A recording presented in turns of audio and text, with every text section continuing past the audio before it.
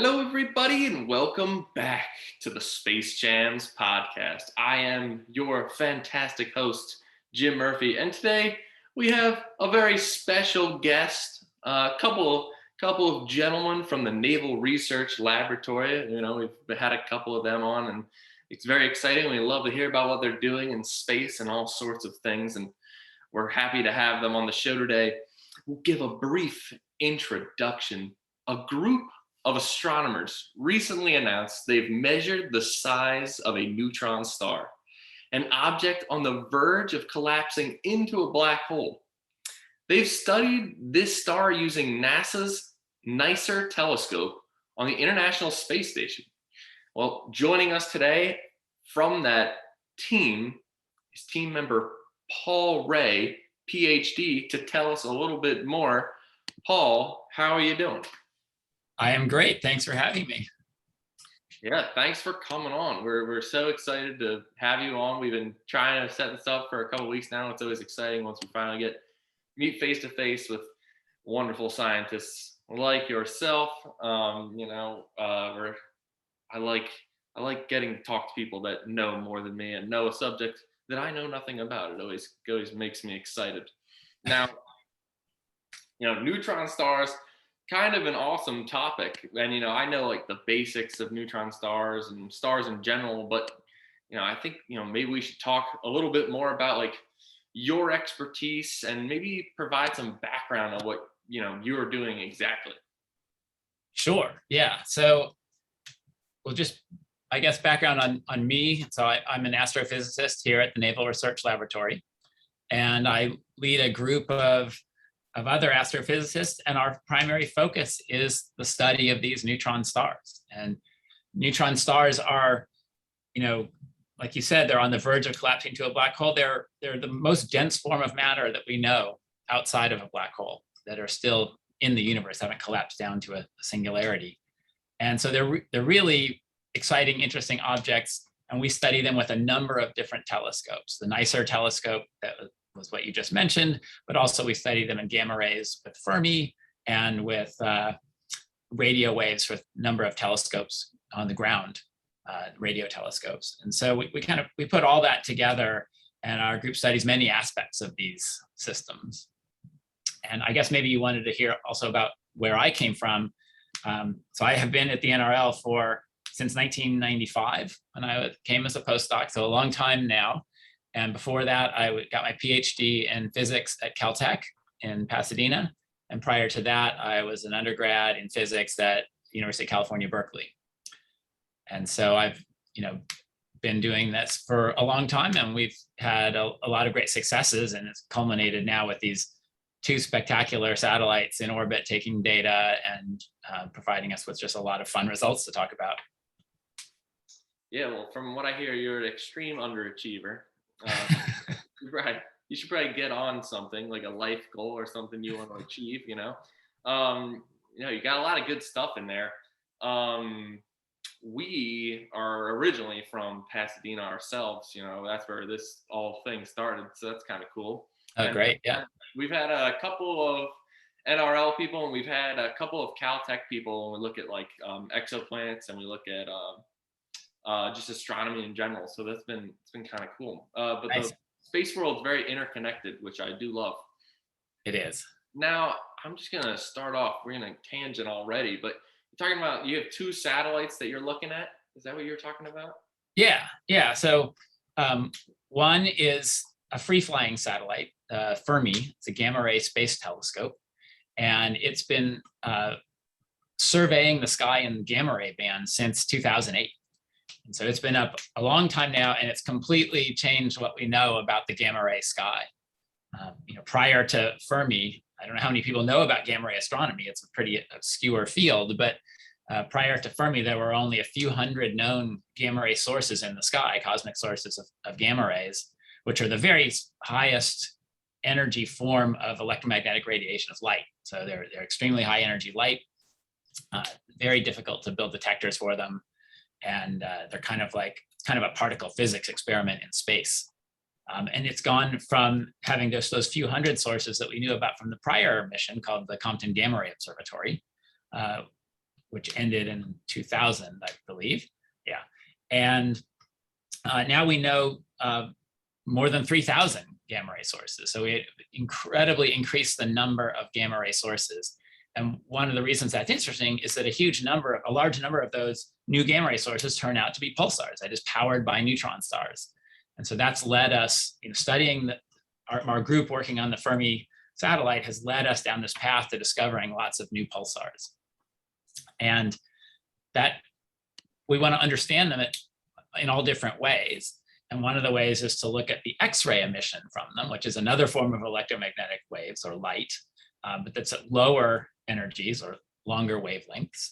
And that we use this NICER telescope for, the Neutron Star Interior Composition Explorer. And it was specifically designed to study X-rays from neutron stars. It's optimal for that task. And it is mounted on the International Space Station.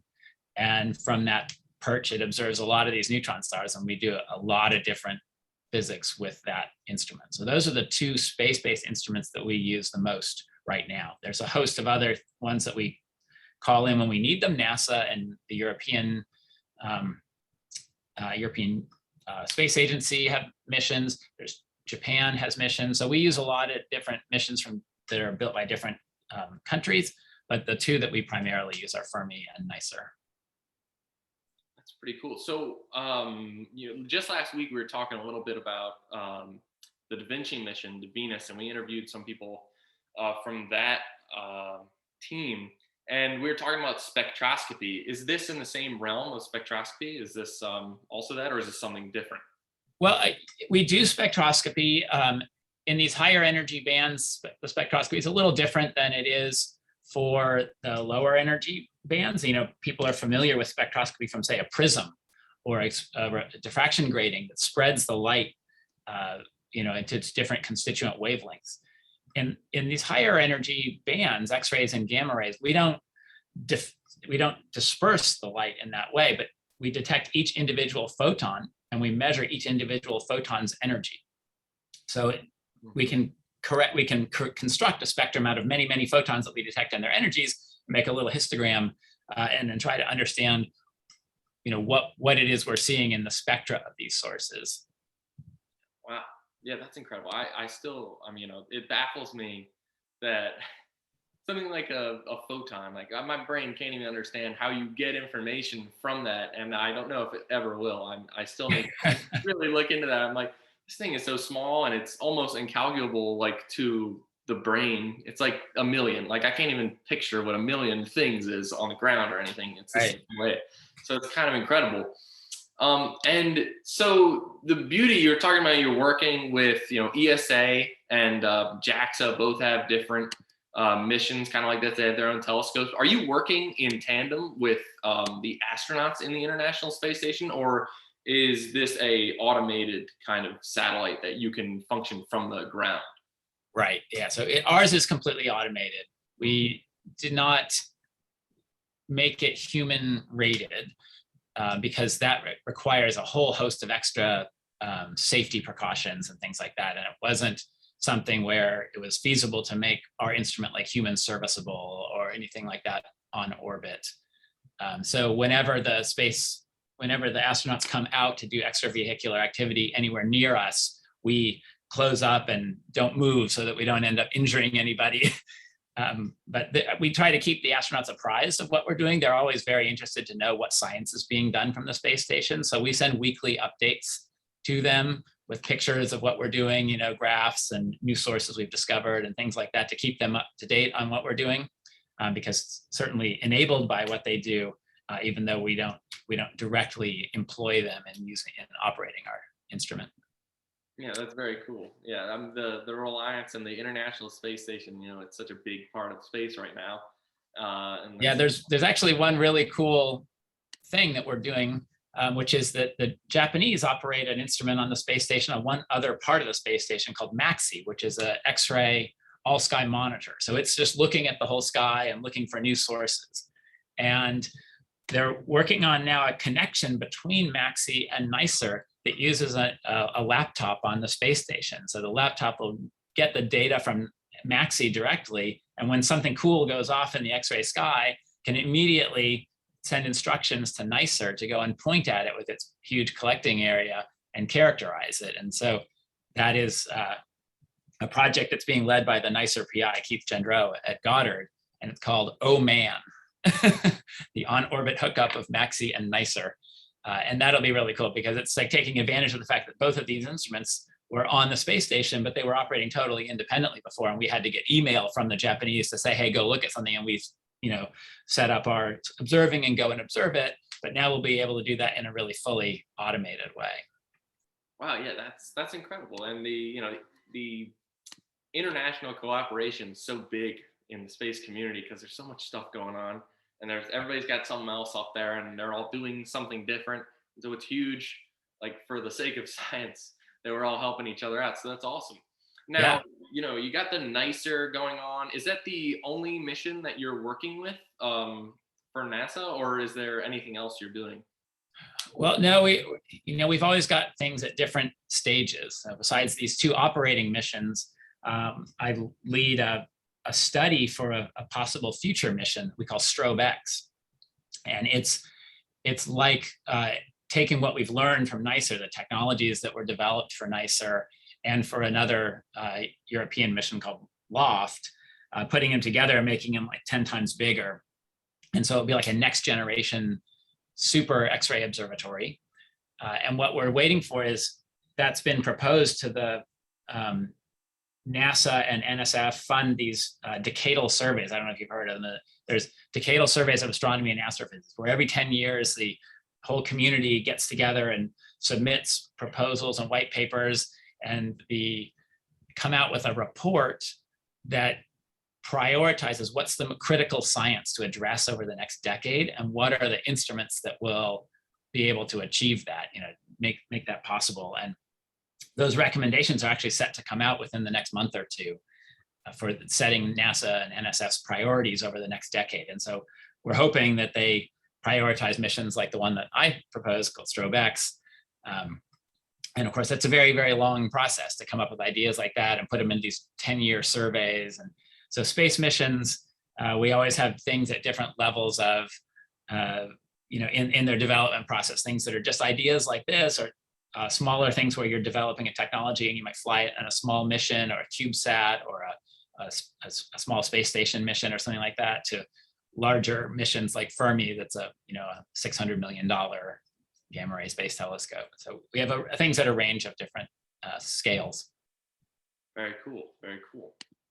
Yeah, I think there's some the idea, that a lot of being a space scientist, time is not your friend. I think like a lot of things take a lot of time, and especially if you're going somewhere, it can take a lot of time to get there, and so that's always something to worry about. And we've talked about that countless times on here, but it's super interesting. Now, specifically with the NICER observations and everything, talking about black holes and neutron stars, like why? I think the best question, I always ask this one, it's kind of tough, but why? We'll come back to it. We'll start with, what's the difference between a black hole and a neutron star? Like, sure. Yeah, let's start there. Yeah, it's critical to know to set the stage for everything. So, massive stars that are 8 or 10 times as big as our sun, when they burn out, their cores collapse when they have no more nuclear fuel. You can only generate so much energy by fusing nuclei together, which is how the sun is powered, of course. And eventually they run out of fuel and their core collapses. And what happens is that for stars of a certain mass, about 8 or 10 or so times the mass of the sun, the gravity is strong enough to actually cause it to be favorable for the electrons and protons in the matter to combine together to form neutrons. Now there's much less, there's not electromagnetic pressure holding it up, and so it collapses all the way down until basically you've got a ball of neutrons pressed one up against each other. It's kind of like a giant atomic nucleus. It's got the core that is left behind when that happens is about 1.5 times the mass of the sun, but it's compacted into a region that's only about the size of like Washington, DC Beltway, or just say 13 or 12 or 13 kilometers in radius. So really small. So an entire sun collapsed into that tiny ball. And that's basically what you get when you press neutrons one up against each other into a giant sphere. And that's a neutron star. And of course, when that happens, you're collapsing something big down to something small, just like by conservation of angular momentum, like when a ballerina or a skater brings in their arms, they spin faster and faster. And so these are incredibly fast spinning balls of neutrons that are like a giant atomic nucleus. And the densities that are in the core there are more dense than any other place in the universe, and more dense than we could ever make in a laboratory experiment here on Earth.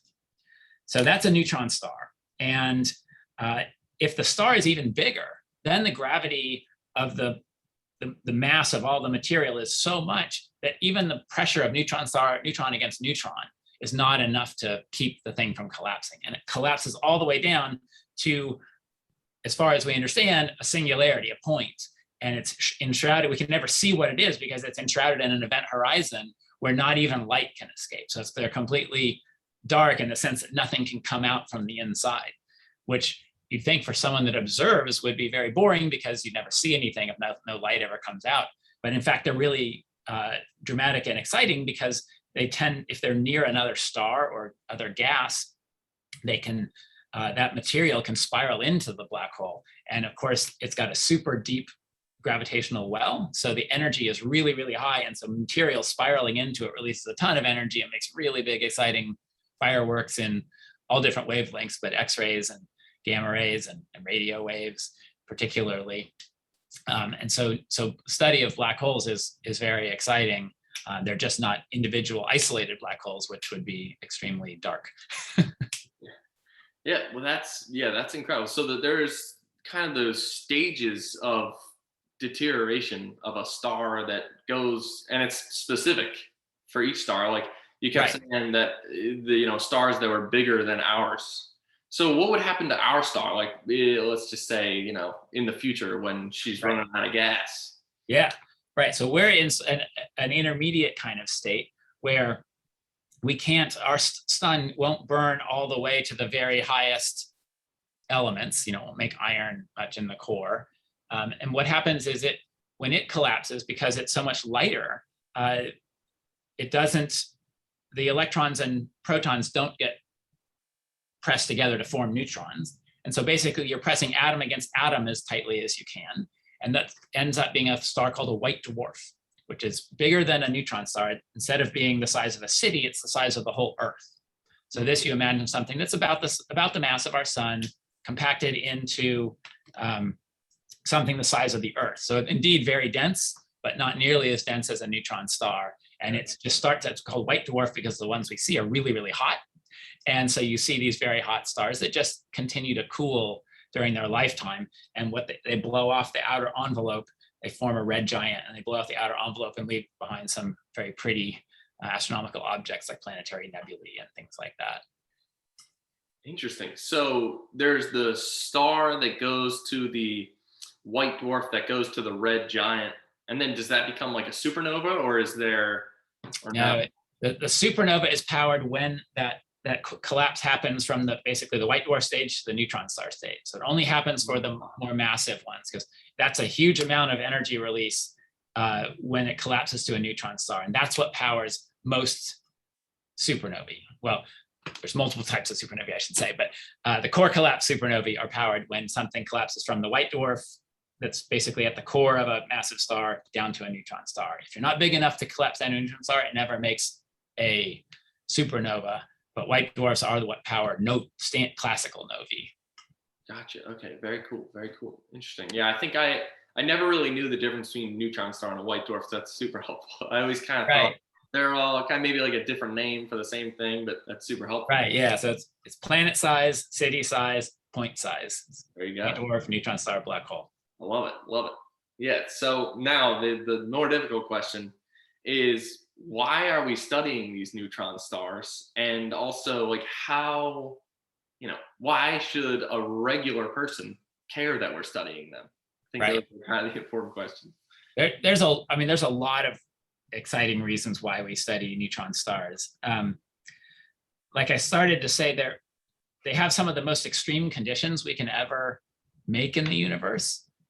So they allow us to study extremes of physics that we couldn't access any other way. So not only are they super dense, and so we can study the highest densities in the universe, but they accelerate particles to incredibly high energies. They have super strong magnetic fields that are whirling around.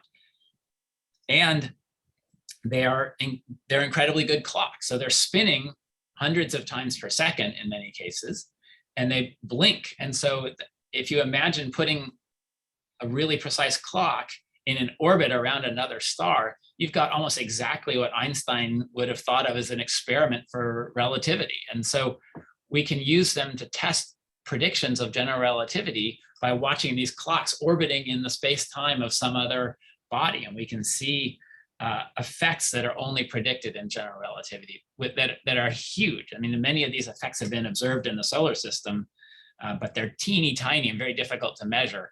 Whereas in these neutron star systems, they can be huge.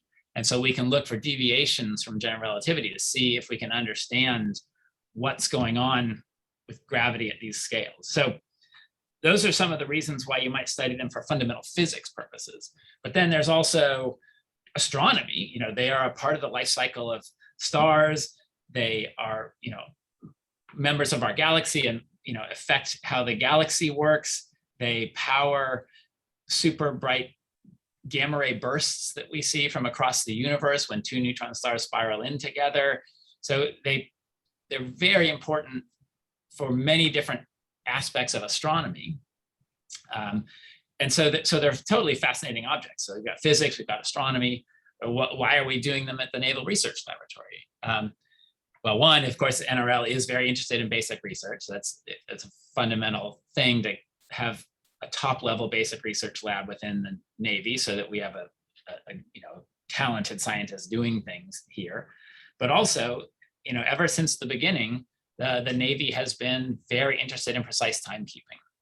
And you know, originally it was shipborne clocks to be able to measure your longitude, and then the developed GPS initially, and now the Navy maintains the atomic time standards at the US Naval Observatory that has all of our time. So the Navy has sort of operational responsibility for our celestial coordinate frames and for very precise timekeeping.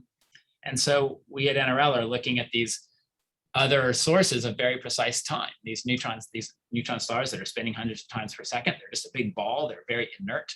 So they're really, really good clocks. And you can use them to define independent time standards and to measure where your spacecraft is independent of GPS. And we're always thinking about, well, what happens if you're not able to access GPS for whatever reason? Going out very far from where GPS is, we're starting to operate out to the moon and beyond. What if, you know, GPS is disabled or inaccessible for some reason?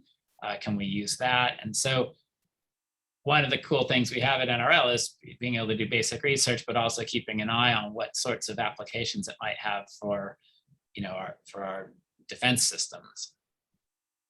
Yeah, that's incredible. We were talking a little bit a couple of weeks ago about GPS and satellite and how a couple, you know, different countries are coming out with their own type of GPS, right? And everything, and how the world is changing and countries are becoming more independent in space. It's pretty interesting to go forward and kind of, yeah, there's always that security concern, which is always a part of space. And so it's interesting that you guys, obviously being a part of the Navy, are involved in that. Yeah, we rely on space for so many things. You know, making sure that all of our systems are as resilient as possible is critical. Yeah, I don't think people understand how important space, you know, exploration, whether it's just scientific or, you know, has an actual, you know, person-to-person purpose. They don't understand like how important it is, all this stuff. But right. I hope we can teach them. That's the key. Yeah. So we got this telescope on, I believe it's a telescope on International Space Station, NICER.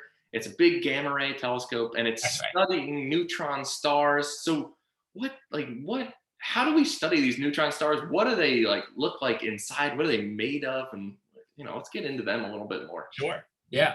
So NICER is indeed an X-ray telescope, and it has concentrating optics. X-rays are difficult to reflect because and most times they hit the surface, they just are absorbed in it.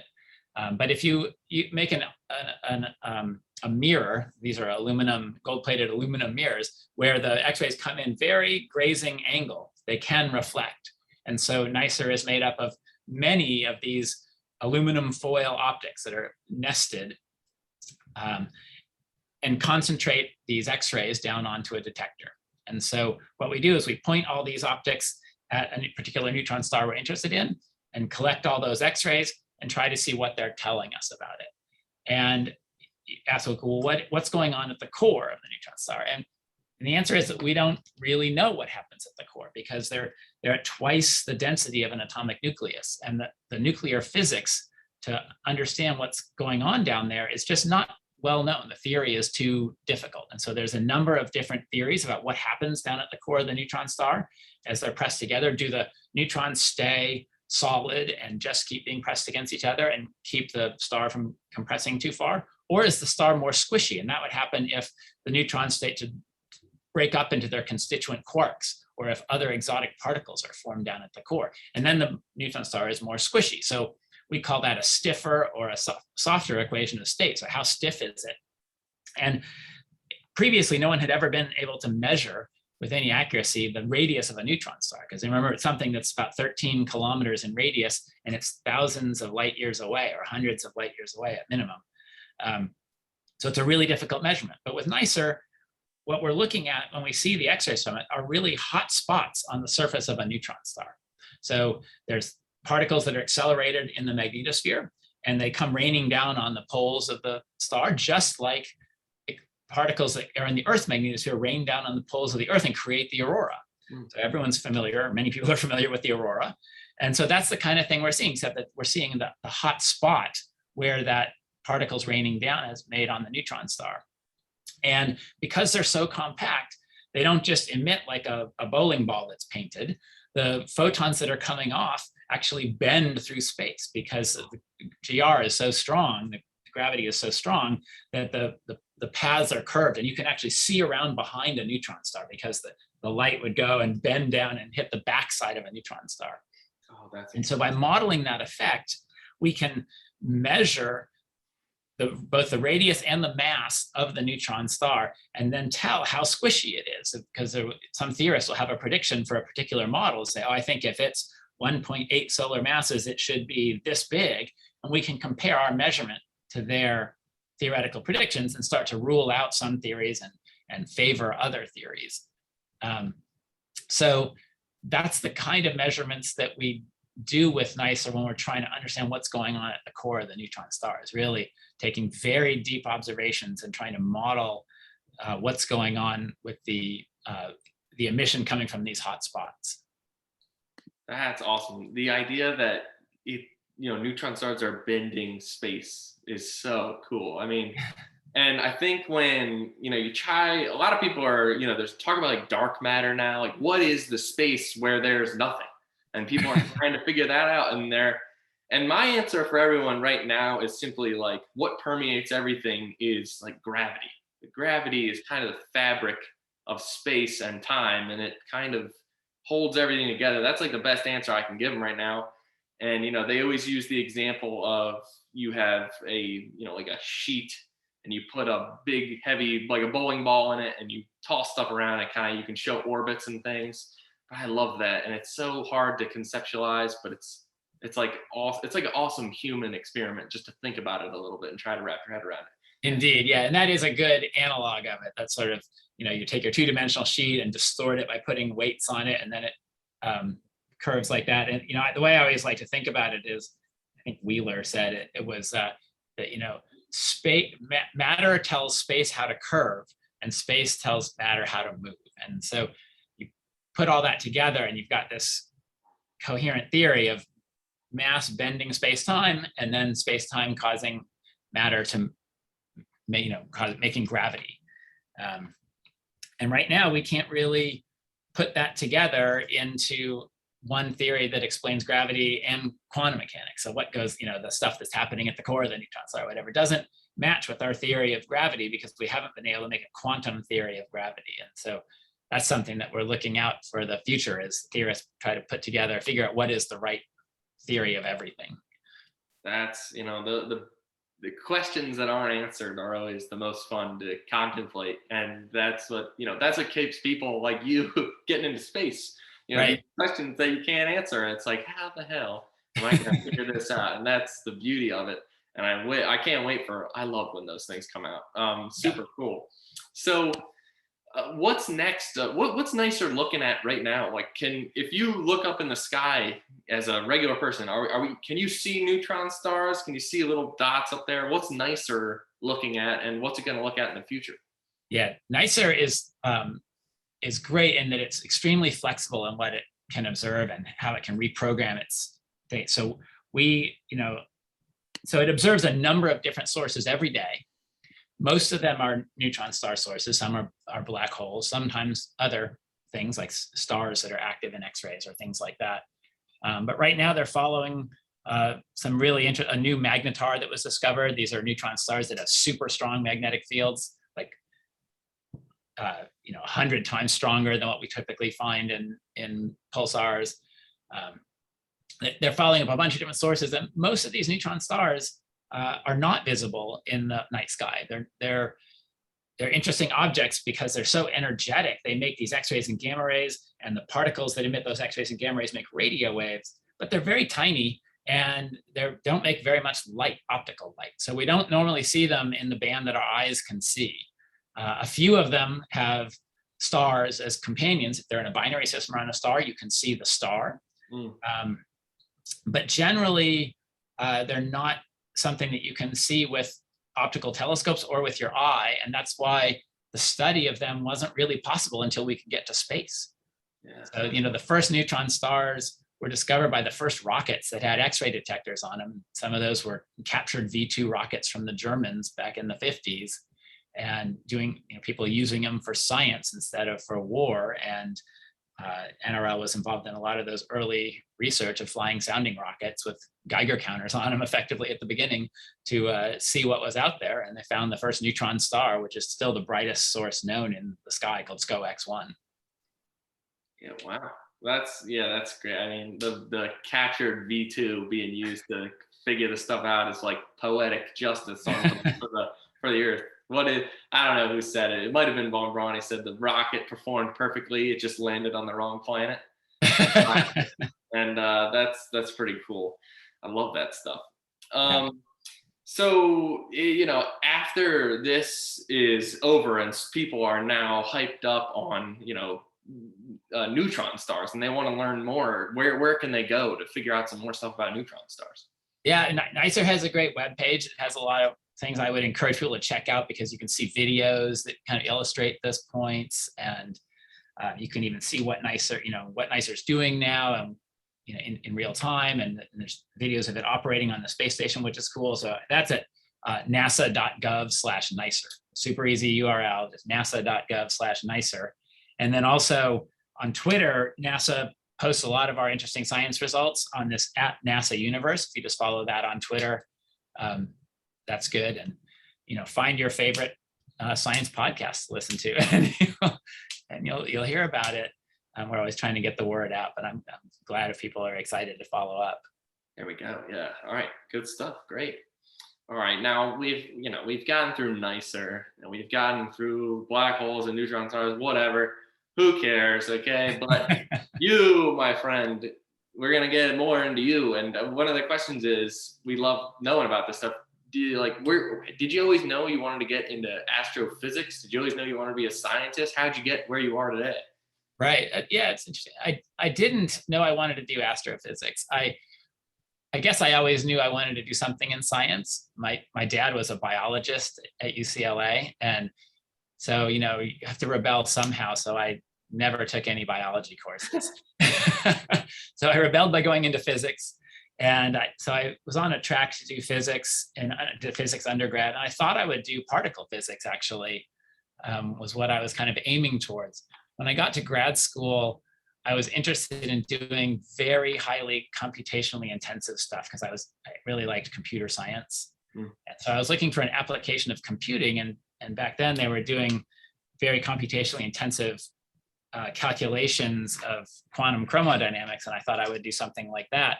But then I met a professor who said, well, we've got these new parallel supercomputers, and one of the things that they can do is Fourier transforms, which are looking for periodic signals in data, and we can do them really long. And the kinds of periodic signals that we're looking for are these things called pulsars, and I didn't know what those were, but I was interested in the computational task. And so I started working with this professor, and it turned out that we did great stuff making the longest Fourier transforms that you could do. Back then, doing a 1 billion point Fourier transform was a big accomplishment on a supercomputer. Now your phone can do it easily. But it was a big accomplishment back then, and we started finding these new pulsars, and so I got really hooked on that. And then for grad school, spent a lot more time taking some astronomy classes and doing my PhD thesis on pulsars. Actually from Arecibo. You might know the Arecibo telescope in Puerto Rico is the one that just collapsed recently. I did my PhD thesis there, observing pulsars and then bringing the data back to Caltech on magnetic tapes on my lap in the airplane and analyzing them on computers back at Caltech. So it was a fun time and a transition to doing astronomy. And then I just kept doing more and more types of pulsar astronomy ever since my postdoc here, and then continuing the research group here.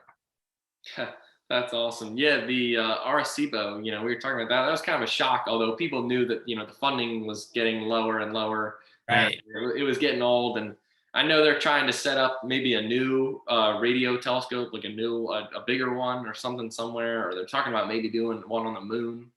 Yeah, there's a lot of efforts to follow up or do other large radio telescopes.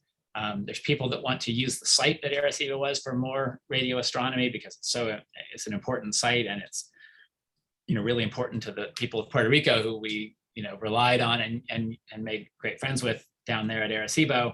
But I mentioned the decadal survey earlier on, and that survey prioritizes the radio astronomy that we'll do in the next decade as well. And there are some very large radio telescopes proposed there for how we should spend our money in the next decade to do the best possible radio astronomy. And overall, radio astronomy has moved a little bit from the giant single dish telescope like Arecibo.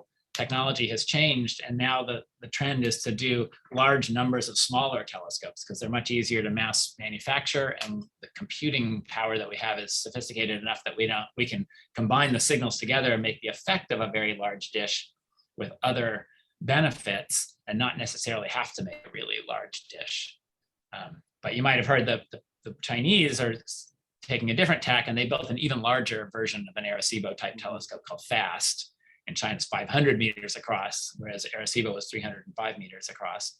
So they're going big on this large single dish telescope, which is a fantastic super sensitive instrument. And we'll probably do things like detect the first pulsar from Andromeda galaxy, and it's super sensitive. So it's really impressive stuff, but it's just a different tack than most of the people in the US are heading for the next decade. Yeah, very interesting. And, you said pulsar so many times. We got to figure out what it is exactly. Just maybe some people don't know. Like, could you explain a little bit what a pulsar is? Yeah. Sorry, I should have said that more clearly earlier. So when neutron stars are formed, like I said, they spin really fast because they collapse to being small. They also have very strong magnetic fields, and so they're spinning. And those magnetic fields have accelerated particles in them that create beams of radiation. And when those beams of radiation sweep past us, we see pulses. And so most of the neutron stars that we know of as pulsars, that they're pulse sources of radiation. They were first discovered in 1967 using radio telescopes. We now know a few thousand of them as radio pulsars. And we know a few hundred of them that pulse in the gamma ray band and or the X-ray band. So a lot of them emit high energies as well. But most people for pulsars, they think of radio, pulsing radio sources. Oh, gotcha. They're all neutron stars. Cool.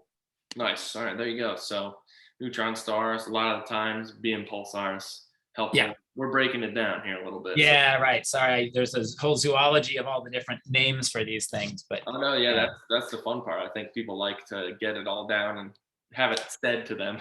Yeah, and to dispel one thing that I get a lot is people think that quasars and pulsars might be like kind of close because they both end in R. Mm-hmm.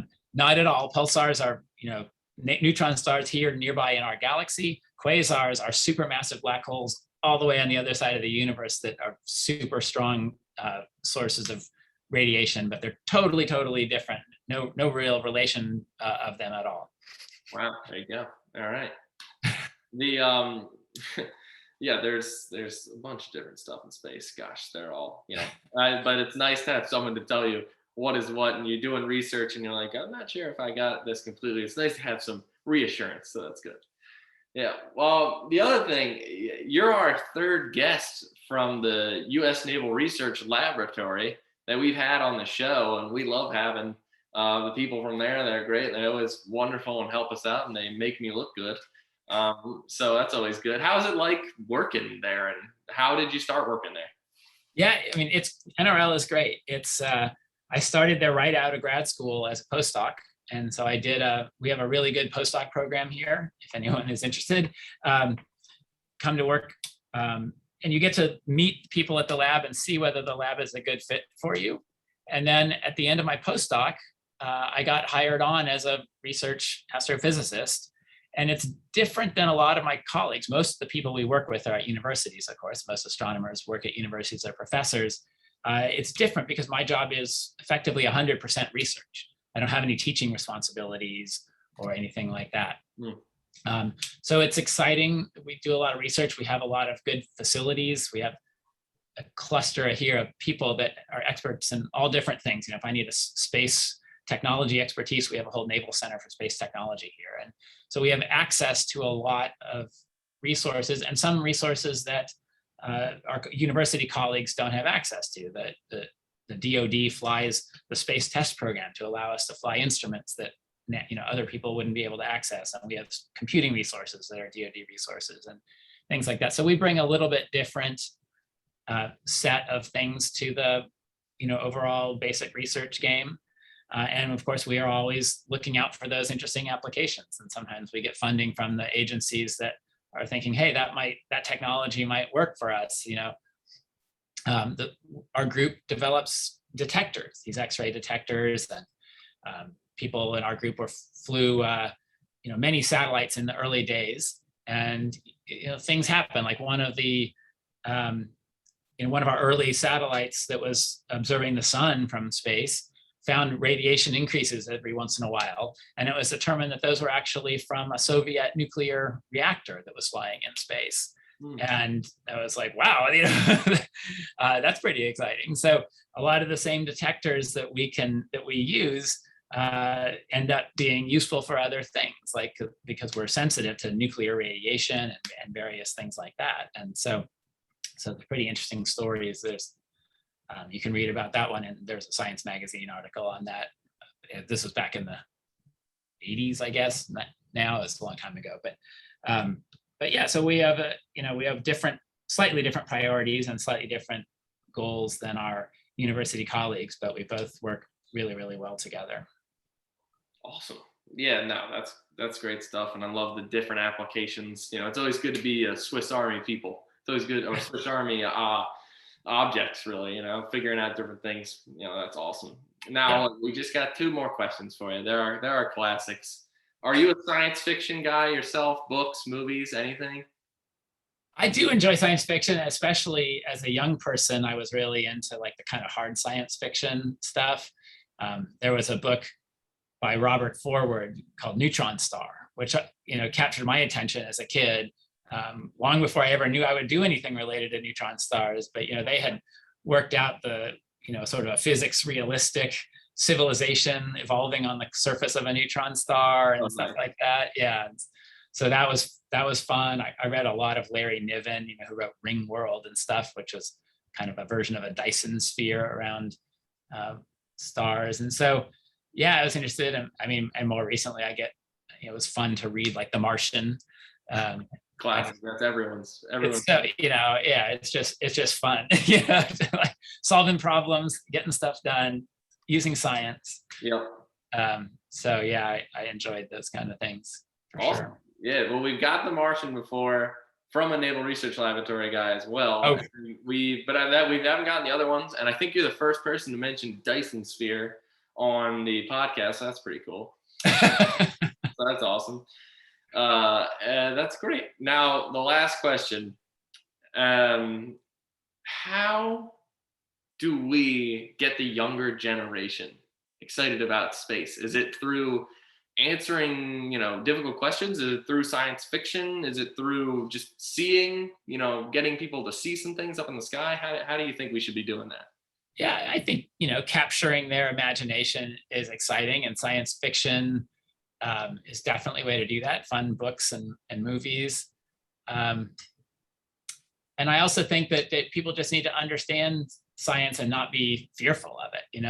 Not everyone needs to do scientists. You don't have to become a professional scientist to be able to think like a scientist and evaluate evidence and construct your understanding of something and be willing to change it when the evidence changes. And if people could just be a little more critical in their thinking, it would be really helpful. So I think we can do that by teaching people how we work as scientists, how we use the scientific method, and how we find, some of these neutron stars will come up with a theory about how they work, and then it doesn't match the data, and we change our mind.